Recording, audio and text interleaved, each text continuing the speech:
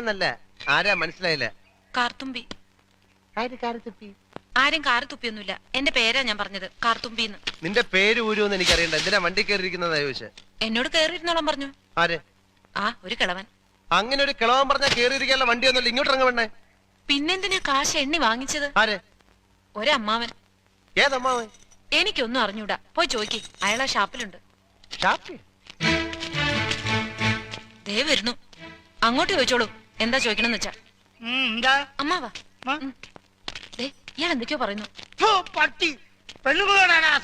മര്യാദയ്ക്ക് സംസാരിച്ച ചവിട്ടേണ്ട. ഇയാളാണോ ഈ പെണ്ണിന്റെ കാശ് വാങ്ങിച്ചത്?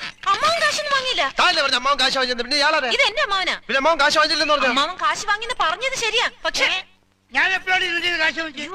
അമ്മാവൻ കാശ് വാങ്ങിന്നല്ല ഞാൻ പറഞ്ഞത്. പറഞ്ഞു അമ്മാവൻ കാശ് വാങ്ങിച്ചെന്ന് പറഞ്ഞു. എന്റെ അമ്മാവൻ കാശ് വാങ്ങിന്നല്ല ഞാൻ നുണച്ചിനെങ്ങാനും പറഞ്ഞാലുണ്ടല്ലോ. സത്യമാമെന്ന് വിളിക്കണം. ഞാൻ പറഞ്ഞത് നേര് തന്നെയാ. ഇത് എന്റെ അമ്മാവനാ. പണം വാങ്ങിയത് വേറൊരു അമ്മാവനാ.